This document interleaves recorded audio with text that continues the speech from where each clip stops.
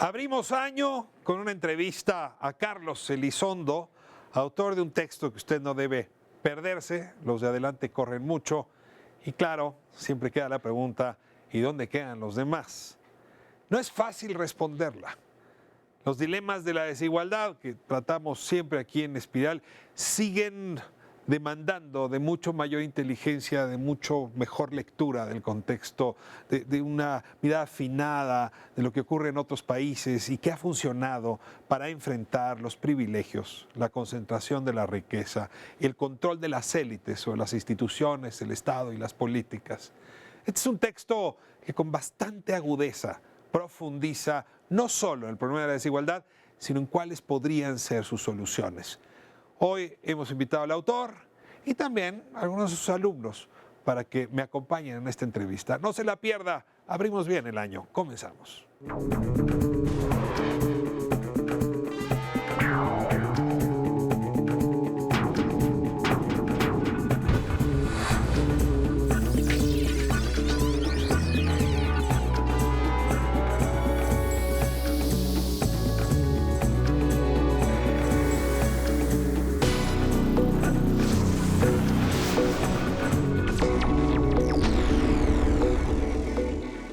Lo anunciado, abrimos la conversación con Carlos Elizondo. Carlos, qué gusto tenerte en Espiral. Al contrario, un gran gusto estar contigo, platicar contigo y estar con tu público. Muy feliz. Pero hay gente que escribe libros y hay gente que cuando escribe libros fija agenda. Y tú eres de los segundos. No había un libro tuyo que no desate una gran discusión pública. Por eso estamos como estamos. Abrió brecha con dinero y sin dinero. Y ahora... ¿Y los demás se quedarán? No. Los de adelante corren mucho. Que yo sí veo una suerte como de secuencia entre los tres temas de cada libro. Pero sí te pediría que me ayudaras a primero decirle al auditorio cómo escoges los temas y cómo llegamos a este después de los otros dos libros. Mira, los temas los escojo con base en la preocupación que yo estoy viendo, está, digamos, teniendo el país, o lo que yo veo como preocupación central del país. Por eso estamos como estamos. La preocupación central para mí es por qué esta economía no crece. Hizo el Telecán, hay una agenda de reformas posibles, otros países las han hecho, este país no crece. ¿Por qué no las hemos podido hacer? ¿Qué pasaría si las hacemos? Me centro en ello. El otro tema que tú y yo lo discutimos mucho tiempo, ese libro es de hecho previo, el de Con dinero y sin dinero, en un sentido es un libro que ya estaba escrito en artículos, en mi cabeza, el tema de cómo recaudas y cómo gastas.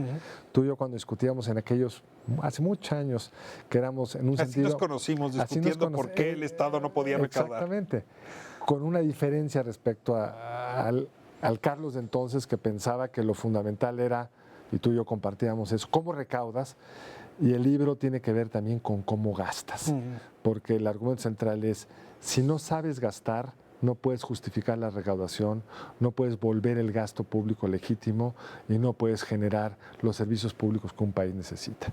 Y este último es un libro que trata de atender, de hecho, el tema que subyace a los otros dos, que es la desigualdad. No está explícitamente dicho en el primero, aunque sí en el segundo, que es, tú necesitas crecer para elevar el bienestar.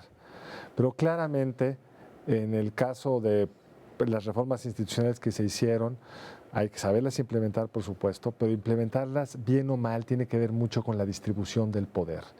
Entonces, este libro trata de atender, por un lado, la desigualdad como un problema sociológico y como un problema de distribución de poder. Las élites y las oligarquías, en un sentido más específico, cómo usan los instrumentos que tienen para mantener su poder y sobre todo cómo concilias eso con los principios de una democracia. Y claramente después de Piketty, que también platicamos largo y tendido alguna vez sobre el tema, sobre el triunfo de Trump, el desencanto con la democracia, aún en democracias viejas como los Estados Unidos, pues la pregunta es cómo concilias una desigualdad creciente en el mundo contemporáneo con los puntos de partida de una sociedad democrática donde puede ganar alguien como Trump, un oligarca en un sentido estricto del término, prometiéndole a la gente que va a usar ese poder para volver una sociedad más incluyente, menos desigual. Por eso estamos como estamos, uno de los argumentos por el cual no crecemos o no crecíamos, tiene que ver con los privilegios. Aquí vuelve a jugar un papel esencial.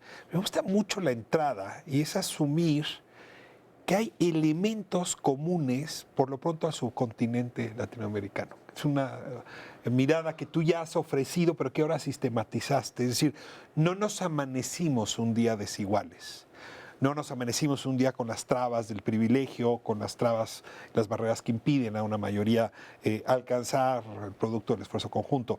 En realidad viene de una historia. Te quiero preguntar, que esta perspectiva no la habías ofrecido, este análisis comparado. Me gustaría que Sin duda, digamos, quizá uno de los defectos de los dos libros anteriores es volver un problema que es más complejo como un problema mexicano.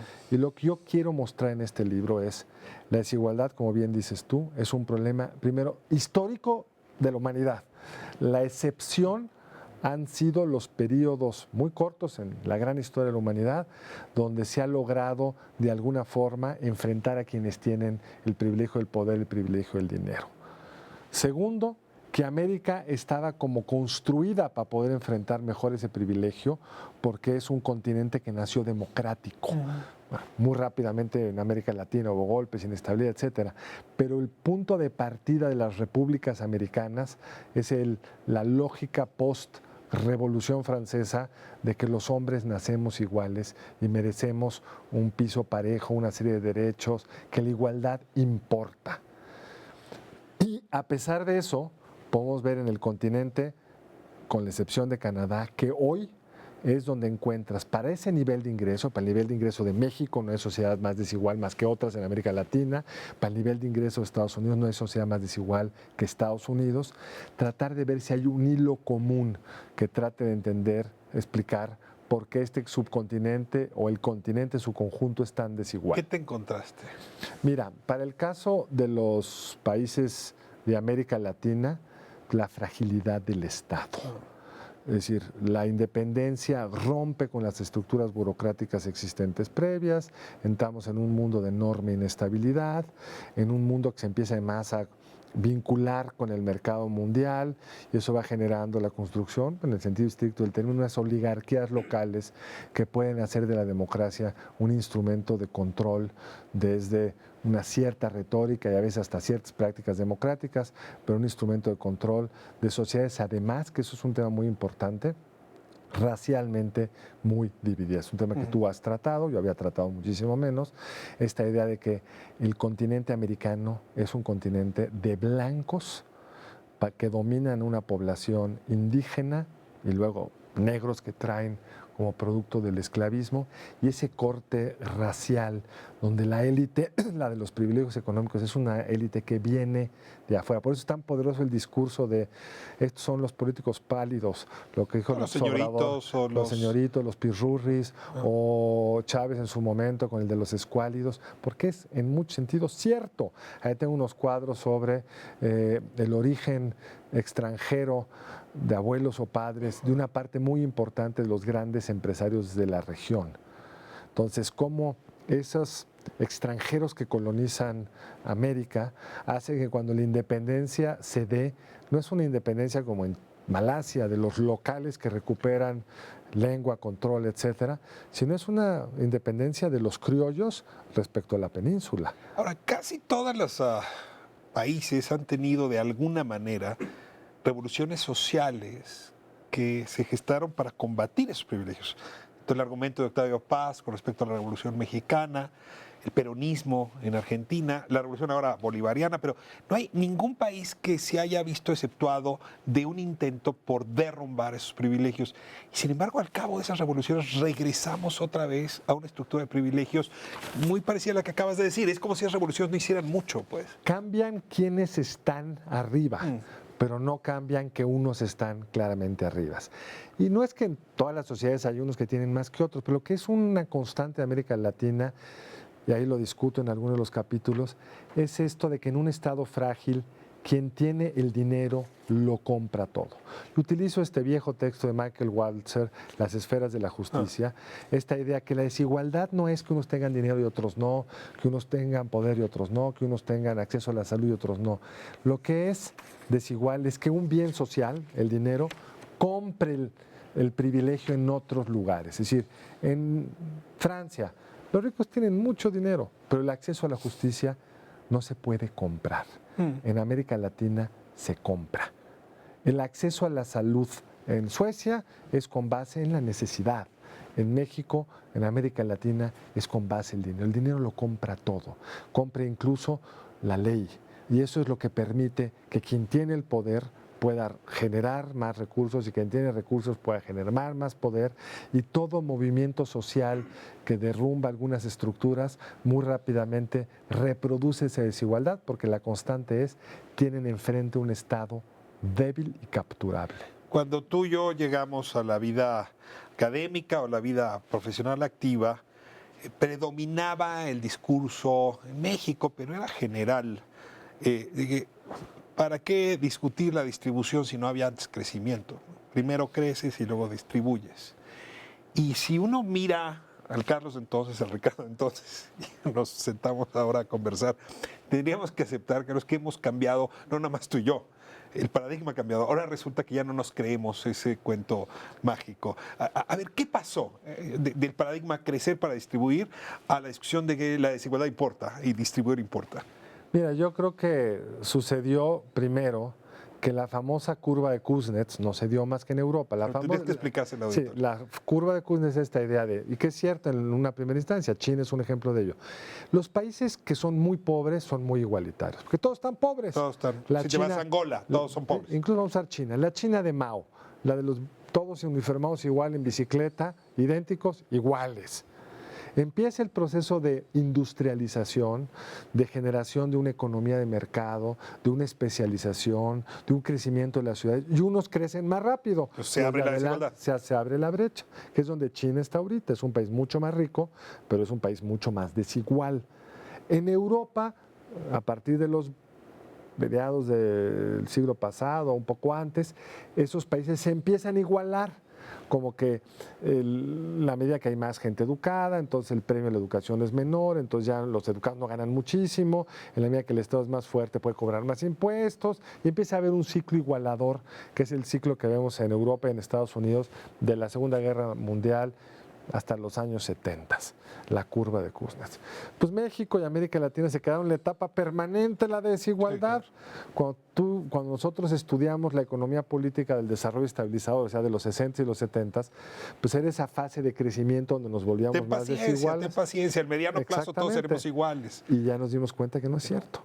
Crisis vienen y crisis van, cambios de régimen vienen y van, nos volvimos democráticos, la desigualdad se permanece igual. Y permanece igual en Argentina, que tiene un movimiento social como el peronista, o permanece igual en Brasil de Lula, que son datos que muestro en el libro. Hoy Lula es tan desigual, Brasil es tan desigual como era en los años previos a Lula. ¿Por qué? Porque el Estado lo capturan quienes tienen poder. ¿Por qué importa la desigualdad? Y te pido que lo ligues. Ahora hablas tú de economía política, que creo que esa es la óptica que hay que utilizar por estos temas. Es decir, ¿por qué la desigualdad es relevante para la democracia o debería serlo para el tema democrático? Importa primero por razones esenciales. La democracia parte del principio que todos somos iguales. Y si ese derecho al voto lo ejercemos en una sociedad profundamente desigual, pues va a ser muy atractiva la oferta de quien te promete una salida fácil al problema. Por eso Argentina el peronismo, por eso Chávez, Venezuela el chavismo. El trumpismo. El trumpismo, que lo discuto al final, es un poco eso. En el mundo de la desigualdad viene la oferta rápida de resolver el problema. Y se entiende, porque los excluidos... Hay toda una discusión que hago ahí de cómo la desigualdad también importa por razones morales. Tenemos ciertos principios de justicia. ¿Cómo es que hay esas brechas sociales? ¿Cómo se justifica que unos tengan más que otros? En la medida que somos sociedades más informadas, más urbanas, más etcétera, se vuelve más difícil, y ya no estás creciendo, se vuelve más difícil sostener esa desigualdad y una enorme presión distributiva. De hecho, cito algunos estudios. O sea, se puede desfondar la democracia. Sí, y el crecimiento. Los países que empiezan su fase de crecimiento acelerado en la industrialización, más igualitarios, aguantan más, y dicen los autores, presumiblemente porque hay menos presiones por distribuir. Porque lo que sí es cierto de la vieja discusión que teníamos en los 80s, 90s, es que hay muchas políticas de distribuir el ingreso que sí son contrarias al crecimiento. No creamos que ese dilema se ha resuelto. Chávez mejoró la distribución de Venezuela en el corto y mediano plazo, sin duda, haciéndolos más pobres a todos. De hecho, cito, hay una serie de literatura histórica sobre cuáles son realmente los vehículos poderosos para igualar todos, salvo los de las democracias socialdemocracias europeas, todos pasan por empobrecerlos a todos, que no es el tipo de igualdad que queremos. O sea, no hay una solución fácil y rápida que te permita revertir esto sin costos de algún tipo para ciertos sectores. Ahora, tú has trabajado, digamos, desde tus distintas facetas profesionales, la política educativa. Y parte de la discusión también que se tiene en materia de seguridad social, que son como las dos que dices desde la perspectiva socialdemócrata pueden igualar. Pero esas dos políticas no es posible conducirlas, si quiere ahora profundizamos, si el Estado, y me ligo con tu libro anterior, no tiene recursos. Y ahí lo vuelves a señalar, hay una política secuestrada sobre todas las demás, que es la fiscal. ¿Cómo haces para concientizar a estos que la tienen secuestrada que la desigualdad importa? Sin duda, digamos, la desigualdad importa a quienes secuestraron o han secuestrado la política fiscal, que hay que aclarar un poco qué significa eso.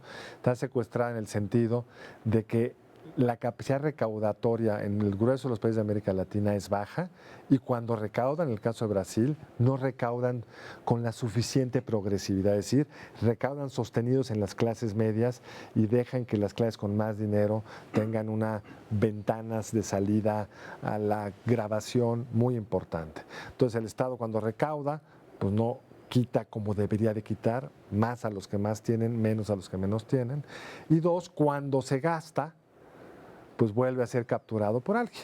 El subsidio de las grandes empresas brasileñas, que se les daban créditos muy blandos para poder comprar empresas en Estados Unidos, que nada ayudaba a los brasileños pobres, pero ayudaba a la élite brasileña a tener empresas más grandes y más rentables. Cito hay algunos datos muy importantes, México es igual, cito unos datos muy interesantes. Si tú ves España o Polonia, la desigualdad que hay antes de cobrar impuestos y de gastar los recursos públicos son un poco menos, digamos, son desiguales, un poco menos que México, pero no mucho menos. Sobre un Gini de 0.43, 0.46, no más. No cambia mucho. Es cuando entra la mano del Estado quitando y regresando que las sociedades americanas, incluido Estados Unidos, son mucho menos progresivas. Entonces, regresando a ese tema, por supuesto, necesitamos un Estado que recaude mejor, que recaude más y que gaste bien. Porque el ejemplo brasileño es un Estado que recauda casi como país socialdemócrata europeo, pero tiene los niveles de exclusión y desigualdad, en algunos casos peores que México, pero en general iguales que México. Entonces no basta recaudar, lo que hay que aprender también es a gastar. Y Estados Unidos es bien interesante, perdón que te interrumpa, porque es lo mismo, lo estamos viendo con la discusión pues, del año pasado de la reforma fiscal de Estados Unidos. Un Trump que ganó apoyado en los más pobres, en el discurso de la inclusión, de terminar con los privilegios de la élite, saca la reforma fiscal más regresiva que ha habido en la historia pues, de un país democrático. Protege a todos los que son como él y en efecto desposea al resto. Ahora, hay sociedades como la japonesa, como la europea, incluso la estadounidense, donde su población joven es más chica. Y hay sociedades como las latinoamericanas, donde pues casi nuestro principal capital es que tenemos una población joven, numerosa, que puede, por cierto, cambiar la historia de los países. Tengo mucho miedo a que este país deje de ser un país de pobres jóvenes, para volverse un país de pobres viejos, porque ese es el peor escenario. Y cuando tú haces la pregunta de si los demás se quedarán, ¿no? Creo que merecería meter esta variable del cambio demográfico. Déjame irme a corte y regresamos. Hemos invitado a dos de tus alumnos. Me dicen que son alumnos consentidos, ya aquí aclararán. Para que me acompañen. ¿Qué significa eso? Que tienen gran sentido. Más que para que comenten el libro, porque quiero que me acompañen en la entrevista, porque quiero oír lo que tus alumnos, esa siguiente generación, tiene que decir a los planteamientos, que como siempre son de gran calado, de Carlos Elizondo. Vamos a corte y regresamos.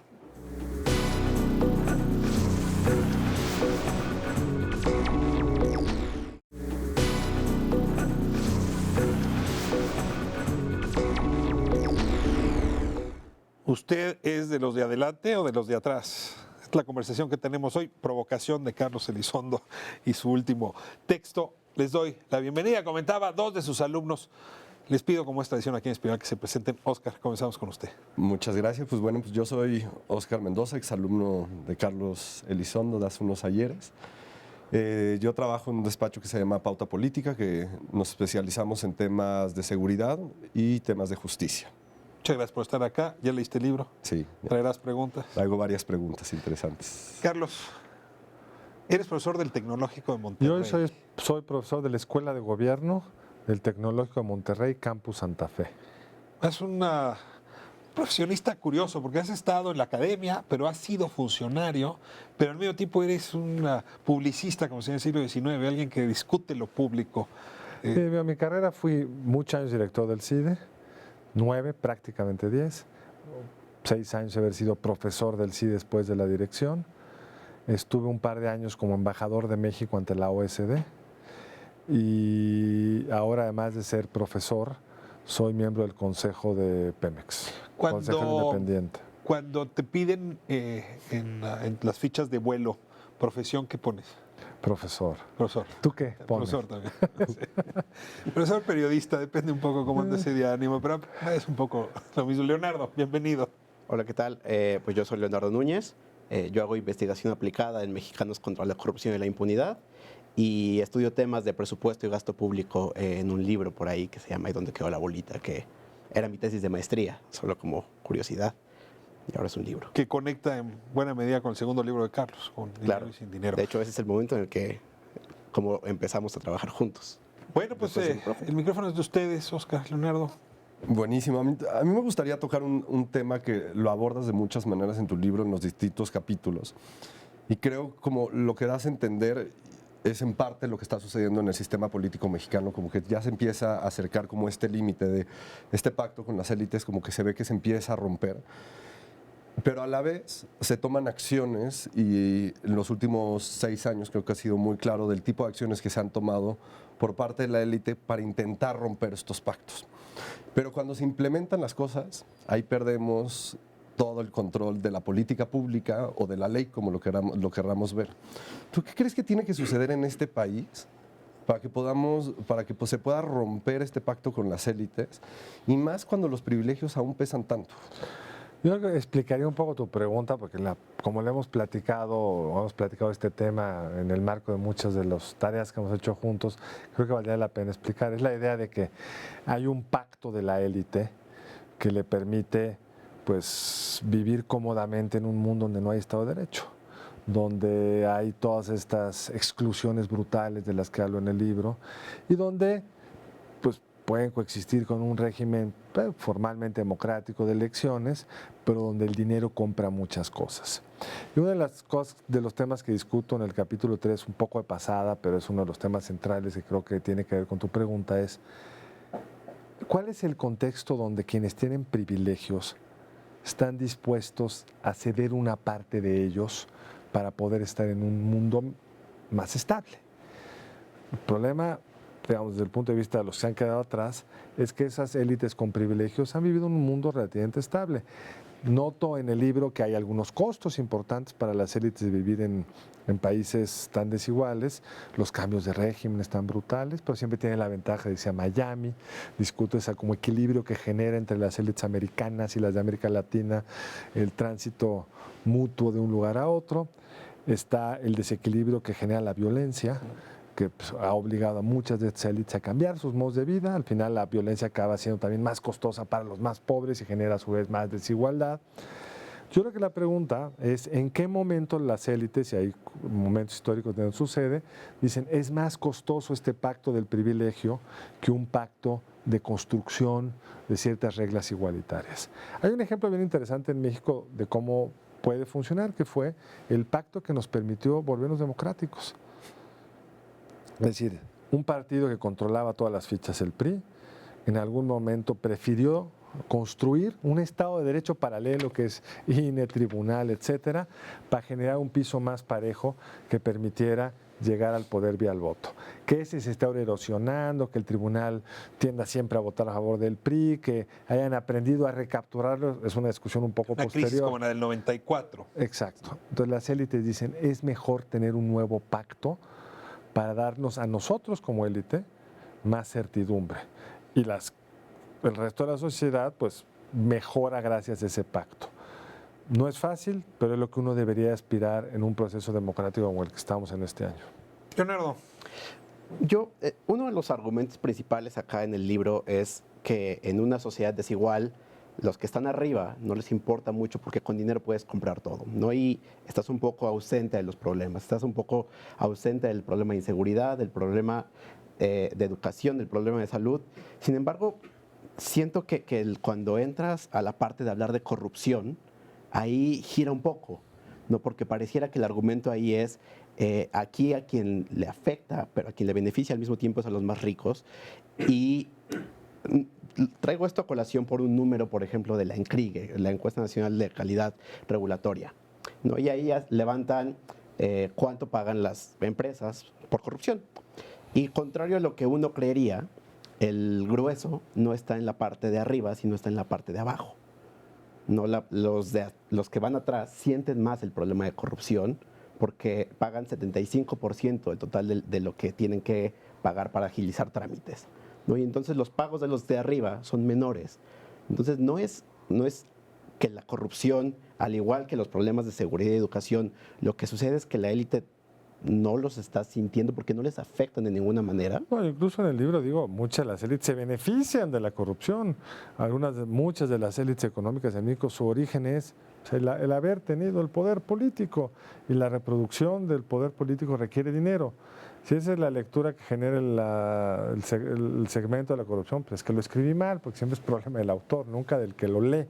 Pero no ese es el sentido. Ahora, si hay un punto que tratas, dices tú acá que no trata el libro. Esos datos que das tú no los utilizo. Pero son congruentes, creo yo, con el análisis general del libro, que la falta de Estado siempre acaba perjudicando más al más pobre. Y la corrupción pues, es una muestra de falta de Estado. Cuando los Estados funcionan, usted fue a una clase en la UNAM y les trataba de explicar que lo normal sería que los atienden en la ventanilla número 8 los trataran bien. Que en los estados que funcionan hacen su chamba, no son corruptos, te ayudan a resolver los problemas, están a tu servicio. Y claramente en ese estado débil, donde tú tienes que resolver tus servicios pagando dinero, el que tiene mucho dinero paga una porción. De hecho, alguna vez en un diplomado que tú estabas ahí discutía yo el tema de cómo generas. ¿Cuál es una de las interacciones más corruptas? El de las multas de tránsito, ¿no? Donde la gente paga y ya. En los países que se preocupan por la desigualdad, las multas están en proporción al ingreso. ¿Por qué? Un poco para enfrentar este tema que dice Leonardo. Pon tú que al pobre le cuesta lo mismo que al rico resolver con una lana un trámite, pero como proporción de su ingreso, pues es muchísimo. Es que para el rico es poco. Aún en un país donde pagan multas, muchos países, sobre todo los escandinavos, han decidido poner, no puedo cobrarle lo mismo a quien va rápido, si es pobre o rico, porque el costo real para esa persona es menor. Entonces Suiza, Suecia, Finlandia, Noruega, te cobran in situ una proporción de tu declaración fiscal del año pasado, misma que es pública, que puede consultar el policía y tu vecino, y entonces usted lleva rápido, le cuesta tanto. No es en función de salarios mínimos como era antes aquí. No, es en función de tu ingreso. Entonces, son el tipo de... Necesita estar en un país donde se pagan impuestos y hay declaraciones. Y que sean públicas, que es increíble.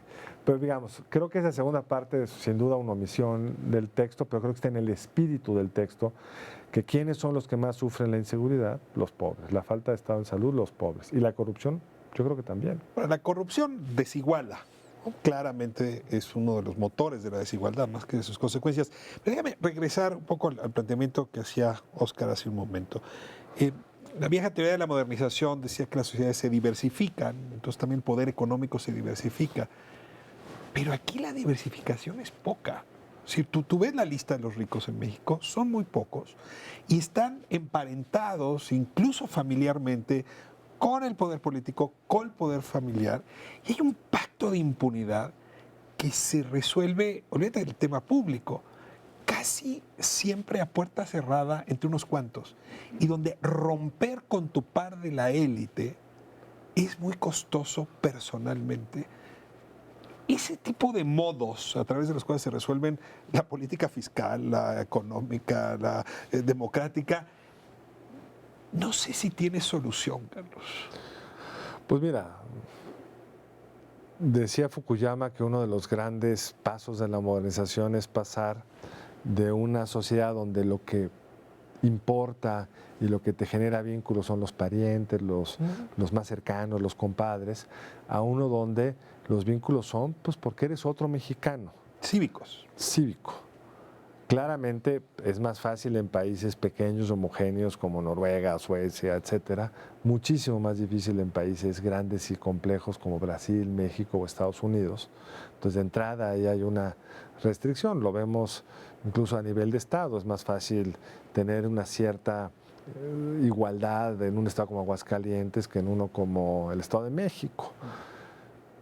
Pero uno debería de esperar que los procesos democráticos te permitieran ir construyendo pues, esos acuerdos horizontales entre los ciudadanos, pero requiere un liderazgo, y eso es lo que es dificilísimo en América Latina, que no le apueste al clientelismo, sino que le apueste a construir a partir de ese voto esas instituciones igualadoras que han faltado en la región. Déjame nada más completar la pregunta poniendo la lupa en cómo las élites intelectuales, y yo podría decir de los medios de comunicación, han jugado un papel democratizador, porque son la voz crítica que quiebra los pactos de impunidad entre la élite.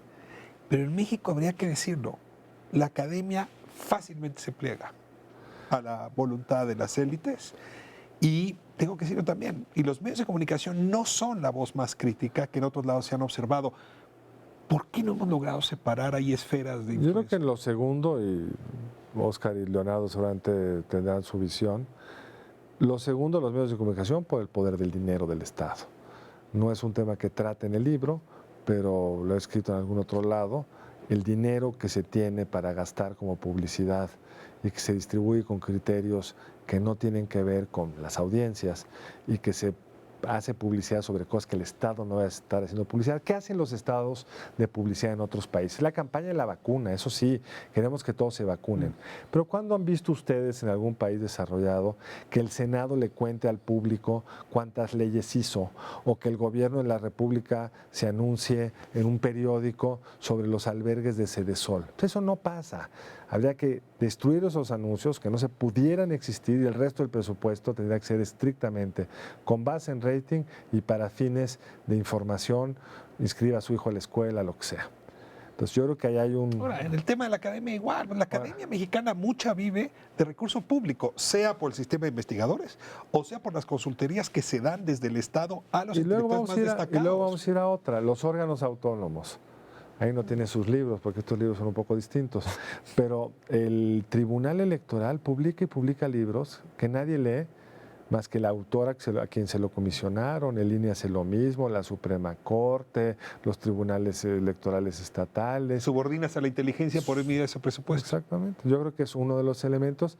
Y yo creo que en el tema de las grandes universidades públicas, el tema es quizá distinto. Tiene que ver con en dónde se sitúan sus esfuerzos críticos. Pues hay muchos investigadores de las grandes universidades públicas, de la UNAM, que pueden ser muy críticos, pero siempre en torno a ciertos temas que les son muy cercanos, pues por la agenda de izquierda, de defensa de los derechos humanos, el asesinato, bueno, la desaparición de los estudiantes en Iguala, etcétera, pero que no van más allá y que tampoco son críticos con las propias élites de su universidad, que es terriblemente sorprendente. Entonces sí, yo creo que es una asignatura pendiente, pues de los que estamos en esta mesa, sin duda, y de muchos otros que a lo mejor ha faltado fuerza en muchos temas, aunque hay ejemplos donde no, digamos. El Sistema Nacional Anticorrupción, por lo menos en su nacimiento, fue posible gracias a esa crítica de un conjunto de académicos que fueron muy audaces y muy activos en la materia. Pero creo que sin duda hay omisiones y faltas que habría que solucionar. Vamos a corte y regresamos. La voz será de Oscar Leonardo a la vuelta.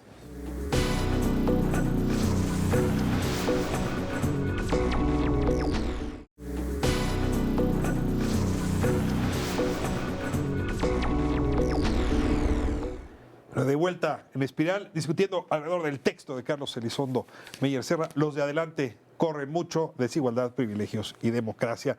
Un texto que si no lo ha leído, cómprelo, lléveselo y regálelo ahora en Navidad, vale la pena tenerlo. Le doy de nuevo la bienvenida a los alumnos de Carlos.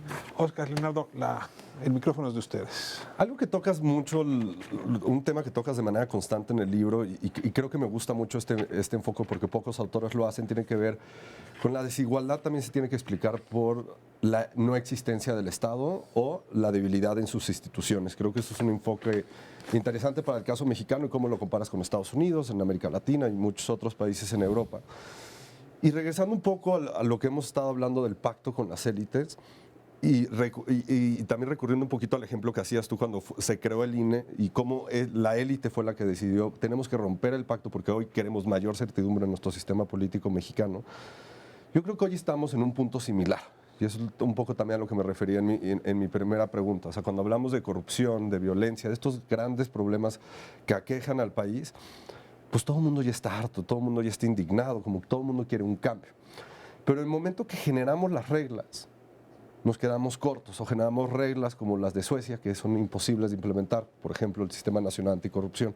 En teoría suena increíble, pero para implementarlo pues, tenemos que pasar por todo un tema de autonomía de la Fiscalía General de la República, etcétera. No voy a ahondar en eso, pero creo que hacia donde quiero hacer la pregunta es, como en el 94 se decidió por las élites, y las élites pasan por la política y los empresarios, tenemos que tener una institución electoral que nos dé certidumbre.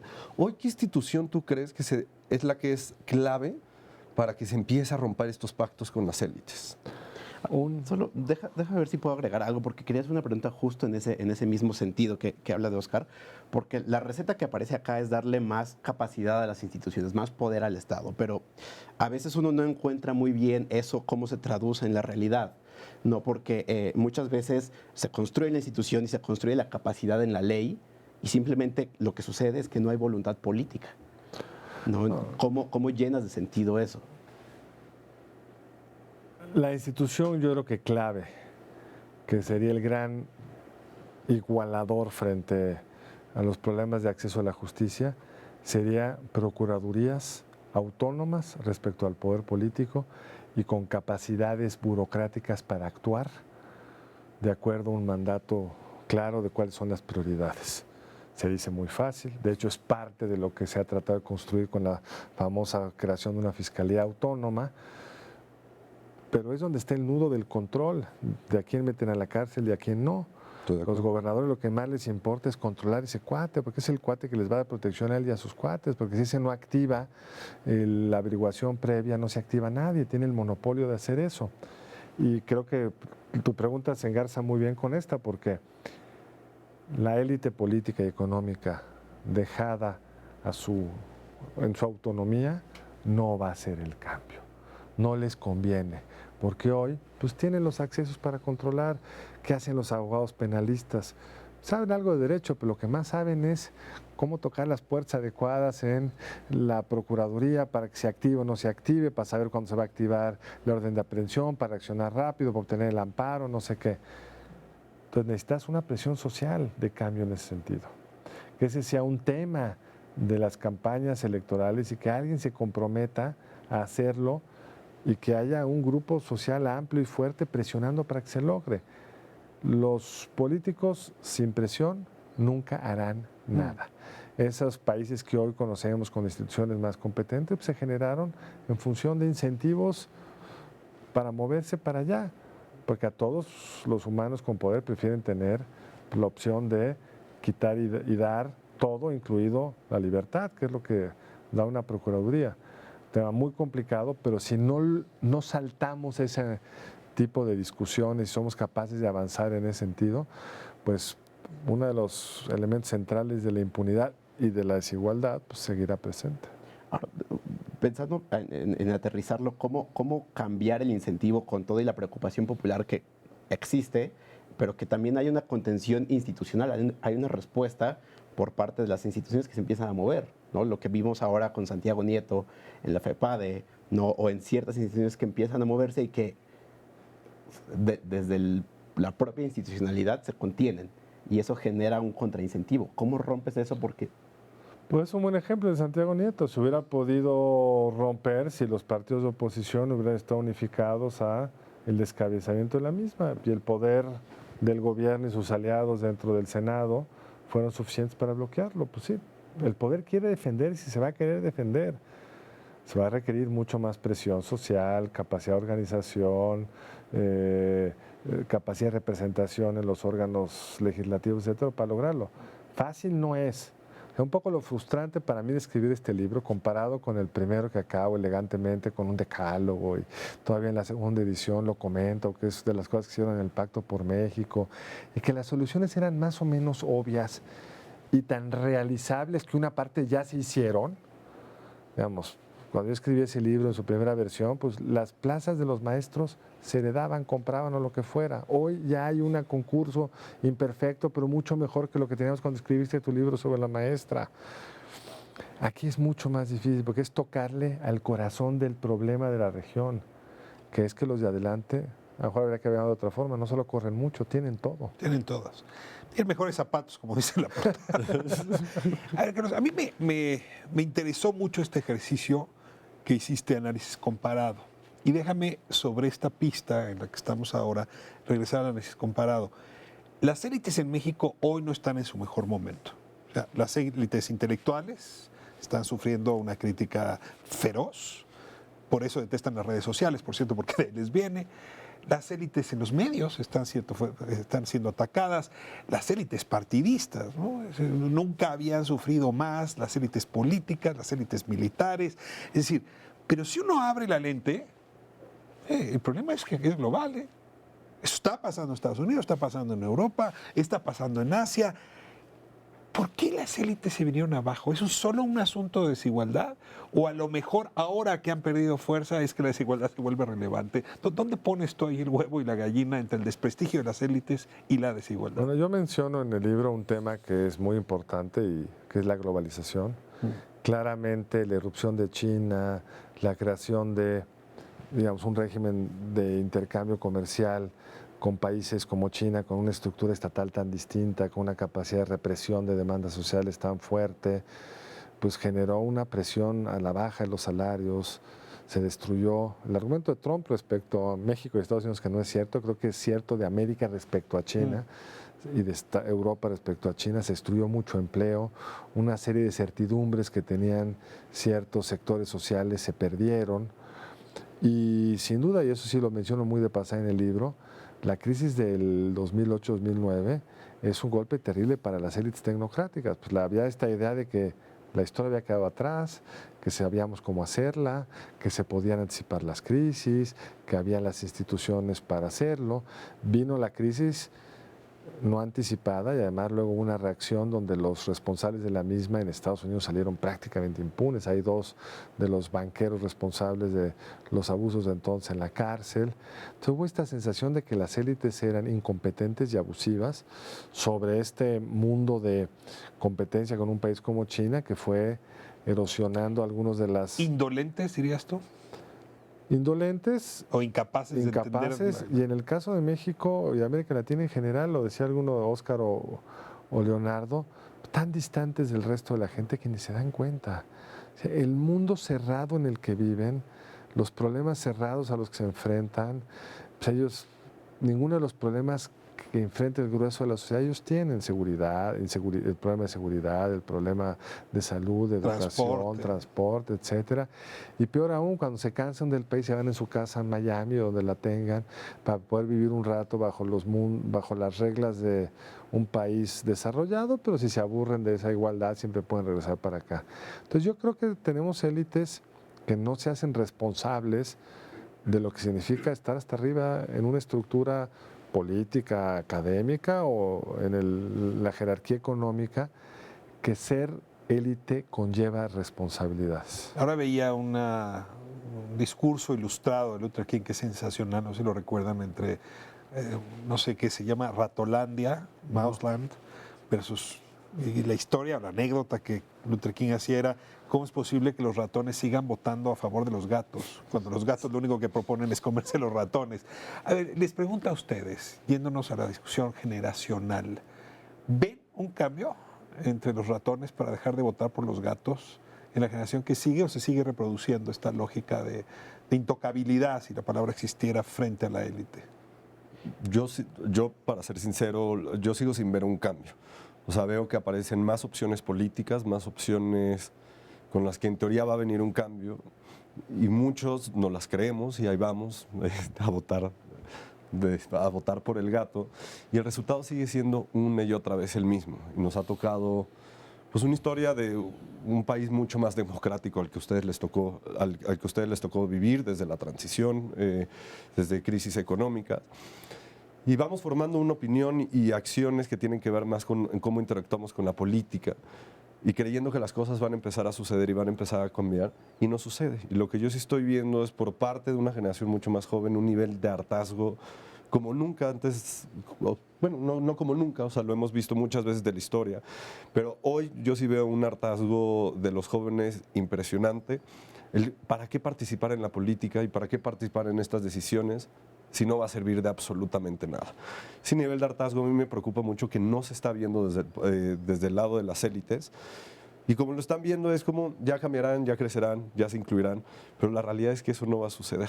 Entonces, ¿qué podemos hacer también para poder empezar a cuestionar este discurso y también impulsar un cambio desde la parte más joven, que creo que también es bien importante? Y sin embargo, el año pasado, con respecto al temblor, otra vez los más jóvenes tomaron las riendas del problema y sorprendieron a muchas élites o digamos o a las generaciones mejor acomodadas, ¿no? Claro, ahí fue una cosa de cohesión entre la propia generación, pero creo que en términos políticos y en términos de los problemas públicos, un tema generacional es que nosotros no hemos sido testigos de ninguna lucha. No, creo que resulta bien interesante que nosotros pues ya nacimos en la democracia, no ya nacimos en la transición y entonces para nosotros las élites que están ahí, la oligarquía que está ahí, siempre ha estado, ¿no? Y entonces por lo mismo se vuelve pues más inaccesible porque así ha sido siempre. No ha habido un momento de pelea real y entonces eso genera mucha más alienación hacia la política porque no fuimos testigos o no sabemos lo que significó romper con el PRI en el 2000. No, o sea, solamente hay unos visos ahí que no nos dejan ver la película completa y eso hace que estés más distante. Nos vamos a cerrar, si quieres reaccionar a lo que han planteado Leonardo y Oscar, y yo agrego una pregunta. ¿Y los demás se quedarán?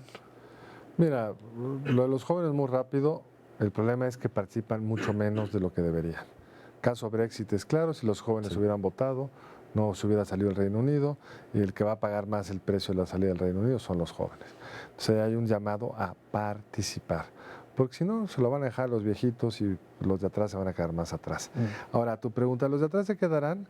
Si no hacemos los cambios de romper estas redes de privilegios, de comodidad en la que se encuentran las élites, que pasa no por el golpe chavista de vamos a destruirlos, vamos a repartir lo que tienen, sino que pasa por construir instituciones, construir una procuraduría que funcione, etcétera, etcétera, etcétera, pues los de atrás la van a tener muy difícil. Algunos pocos saldrán, porque sigue habiendo un pequeño espacio de movilidad social en este país, pero estaremos desperdiciando millones de mexicanos talentosos que antes se iban a Estados Unidos y ahí tenían un cierto potencial de desarrollo, pero que acá no lo tienen y que ahora con la cerrazón de la frontera y con la política antimexicana de Trump es aún más complicado. Entonces tenemos una responsabilidad aún más grande de ofrecerles a esos que se han quedado atrás, sobre todo esos jóvenes